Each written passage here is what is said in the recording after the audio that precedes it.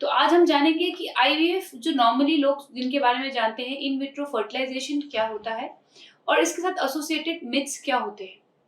IVF यानी कि fertilisation जो बॉडी के अंदर ना होके फर्टिलाइजेशन जो बॉडी के बाहर हम लोग लैब में करते हैं और एक भ्रूण बनाते हैं और वो बच्चा मदर के यूट्रस में डालते हैं। तो इससे एसोसिएटेड क्या सारे मिथ्स हैं। सबसे पहला मिथ जो मुझे लोग आके कॉमनली पूछते हैं वो ये है कि क्या सिर्फ आईवीएफ से ही बच्चा हो सकता है अगर आप इनफर्टाइल हैं। नहीं, ऐसा कुछ भी नहीं है। इनफर्टिलिटी कई कारणों से होती है। अगर आपको शादी को 2 साल हुए हैं, कोई मेजर फैक्टर नहीं है और आप अनएक्सप्लेन्ड इनफर्टिलिटी से जूझ रहे हैं, उन केसेस में हम लोग सिंपल ट्रीटमेंट्स जैसे कि दवाई वगैरह या लैप्रोस्कोपी करके या फिर आईयूआई जैसे सिंपल तकनीक से भी आपको बच्चा हो सकता है। दूसरा मिथ आईवीएफ के साथ होता है कि ये बहुत एक्सपेंसिव ट्रीटमेंट होता है और इसको वही लोग करा सकते हैं जो बहुत रिच हैं। ऐसा कुछ नहीं है। पहले जब आईवीएफ की शुरुआत हुई थी तब शायद एक्सपेंसिव ट्रीटमेंट होता था। अब बहुत सारा चेंज आ गया है। आप इंदिरा आईवीएफ में आइए, आपके हिसाब से पैकेजेस हैं और एक अफोर्डेबल रेट पे हम आपके लिए आईवीएफ करते हैं। सेकंड मिथ है कि अगर हम अपना आईवीएफ कराते हैं तो हमारे अंडे खत्म हो जाते हैं, यानी कि रिजर्व फिनिश हो जाता है और हमें ओवेरियन कैंसर की प्रॉब्लम हो सकती है। ऐसा कुछ भी नहीं है। अगर हम ओवेरियन रिजर्व की बात करें, आईवीएफ से आपका ओवेरियन रिजर्व कम नहीं होता। आईवीएफ में हम वो एग्स यूज करते हैं। नॉर्मली अगर एक औरत को देखें जो मेंस्ट्रुएट करती है, सो हर महीने एक 1000 एग्स निकलते हैं उसके ओवरी में से, उसमें से एक एग का चयन होकर प्रेगनेंसी होती है। आईवीएफ में जो ये 1000 एग्स हैं उनको हम और थोड़ा सा स्टिमुलेट करके एग्स निकालते हैं ताकि दोनों साइड से हमें करीबन 10-12 अंडे निकले। तो इसमें आपका रिजर्व बिल्कुल भी कम नहीं होता है। दूसरा मिथ कि आईवीएफ कराने से आपको ओवेरियन कैंसर होता है। अब तक वर्ल्ड में इतनी ज्यादा स्टडीज आ गई हैं जिससे हमें पता चला है कि आईवीएफ अगर हम 6 साइकिल्स तक करते हैं तो वो बिल्कुल सेफ है, यानी कि 6 टाइम अगर आपको ओवेरियन स्टिमुलेशन मिलता है तब भी मदर को कोई खतरा नहीं होता है। उसके बाद अगर रिस्क बढ़ता है तो ऐसे कैंसर्स का बढ़ता है जो बॉर्डरलाइन ओवेरियन कैंसर्स होते हैं, जिनका प्रोग्नोसिस बहुत एक्सीलेंट होता है और उससे पेशेंट का इलाज भी हो जाता है। सो अगर आपने 1 या 2 या 3 आईवीएफ करवाए हैं तो आपको ओवेरियन कैंसर होने के चांसेस बिल्कुल कम है या नेग्लिजिबल है। तीसरी चीज है, आईवीएफ के थ्रू जो बच्चे होते हैं वो एबनॉर्मल होते हैं और इन बेबीज में बहुत ज्यादा क्रोमोसोमल एनॉर्मलिटीज होती हैं।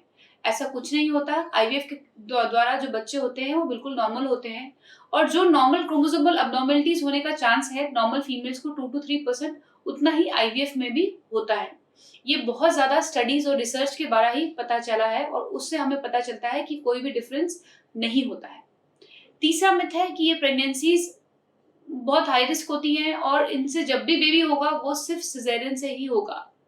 ऐसा कुछ नहीं है कि आईवीएफ से जो प्रेगनेंसीज है वो सिर्फ सिजेरियन के कारण ही, सिजेरियन डिलीवरी ही हो सकती है।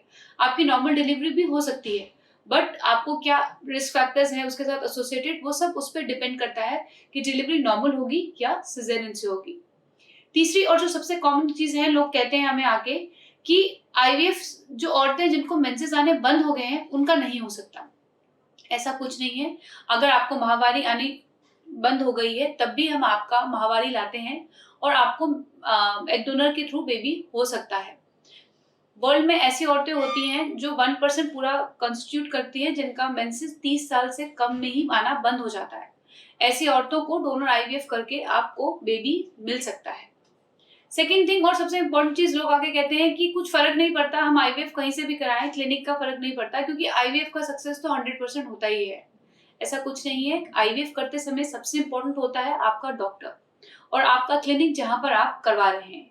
अगर आपका डॉक्टर क्वालिफाइड है, उसका इतना एक्सपीरियंस है और उसका एम्ब्रियो ट्रांसफर कितना सक्सेस रेट है, वो डिपेंड करता है आप जब अपने आईवीएफ के लिए डॉक्टर को चूज करते हैं। इसी तरीके से जिस क्लिनिक में आप जाते हैं, किस तरीके की वहां पर सारे इंस्ट्रूमेंट्स हैं, किस तरीके की सारी टेक्नोलॉजी अवेलेबल है, ब्लास्टोसिस्ट लेजर जो आपकी सक्सेस को इंक्रीज करती हैं वो वहां पर अवेलेबल है कि नहीं, उससे डिपेंड करता है आपके आईवीएफ का सक्सेस। तो ये है कुछ कॉमनली एसोसिएटेड मिथ्स आईवीएफ के साथ जिसके कारण आपको बच्चा ठहरने में तकलीफ होती है और जिसमें आप कई बार आईवीएफ को ऑप्ट नहीं करते हैं क्योंकि आप सोचते हैं कि ये टेक्निक हमारे लिए ठीक नहीं है, प्रॉब्लम मुझे नहीं किसी और को इसकी जरूरत है।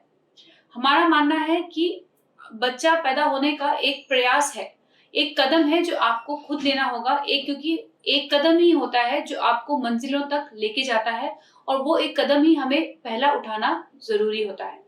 धन्यवाद।